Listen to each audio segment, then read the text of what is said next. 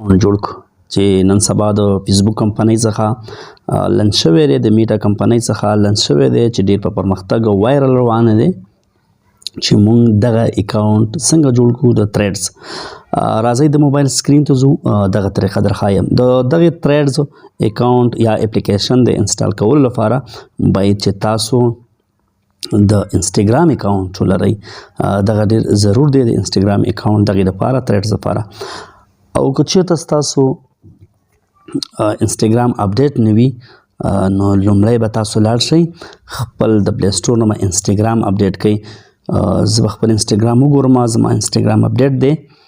نو که چېرته ستاسو انسټګرام اپډیټ نه وي نو دغه فیچر پکې کار نه کوي. نو زه به خپل انسټګرام اوپن کړم، تاسو خپل انسټګرام اوپن کړئ. چې خپل انسټګرام تاسو اوپن کړئ، دلته چې تاسو د خپل د پروفایل هغه پکچر ښکاري،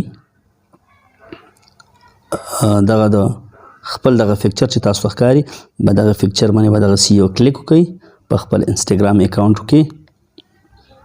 د هغې نه وروسته دغلته تاسو ته چې دغه 3 لاینه ښکاري په دې باندې به دغسې یو کلیک وکړئ. نو دغلته چې تاسو وګورئ تاسو ته دغلته د تریډز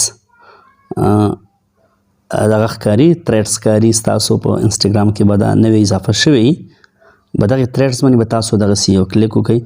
د کلیک نه وروسته تاسو ته د تریډز اکاونټ لوګو مخې ته راځي، دا ګیټس تریډز چې تاسو ښکاري په دې باندې به داسې یو کلیک وکړئ. د هغې نه وروسته که ډایرکټ ستاسو موبایل دغه پلی سټور ته ځي او د پلی سټور څخه به دغه تریډز انسټګرام اپلیکیشن ډاونلوډ کړئ. دا چې کله مکمل 100% شو ډاونلوډ شو نو بیا تاسو ته زه نور فیچر په دې کې ښایم. دغه د تاسو ته ښکاري تریډز اپلیکیشن انسټال شو، موږ سره د پلی سټور څخه هم ډاونلوډ کړو. نو بیا به راشئ دغه به تاسو دغسې اوپن کړئ. د اوپن نه وروسته لږ انتظار به ورته وکړئ، موږ سره به د دې ډیشبورډ خلاص شي. دغسې به تاسو ته خلاص شي د تریډز دغه لوګو دغه ډیزاین چې تاسو ته خلاص شو. نو بیا به تاسو راشئ سویچ اکاونټس دغه انسټګرام سره لینک کیږي. ښه سویچ اکاونټ باندې به دغسې یو کلیک وکړئ. په دې سویچ اکاونټ باندې چې تاسو کلیک وکړو دغلته تاسو نه د خپل انسټګرام دغه غواړي اکاونټ غواړي، تاسو سره به د خپل انسټګرام اکاونټ وي چې تاسو سره د خپل انسټګرام هر قسم اکاونټ وي. دلته به تاسو د خپل انسټګرام اکاونټ ورکوئ. دلته به مونږ خپل انسټګرام تاسو خپله انسټګرام کلیک کوئ نو تاسو ته داسې یو ډیشبورډ راځي، ستاسو اکاونټ تریډ سره لینک کیږي.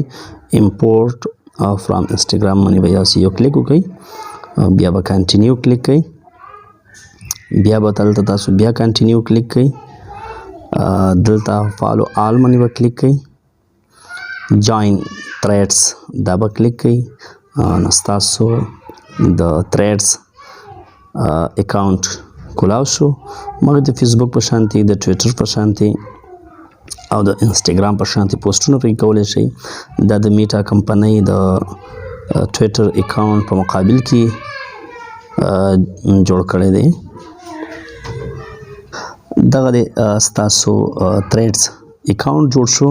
په دې کې تاسو پوسټونه هم کولی شئ، په دې کې تاسو کمنټ هم کولی شئ. دغه د تریډز اکاونټ انټرفیس تاسو ته ښکاري، په دغې باندې چې تاسو کلیک وکړئ دې ځای کې تاسو پوسټ کولی شئ مختلفو، او تاسو لاندې عکسونه هر څه اپلوډ کولی شئ.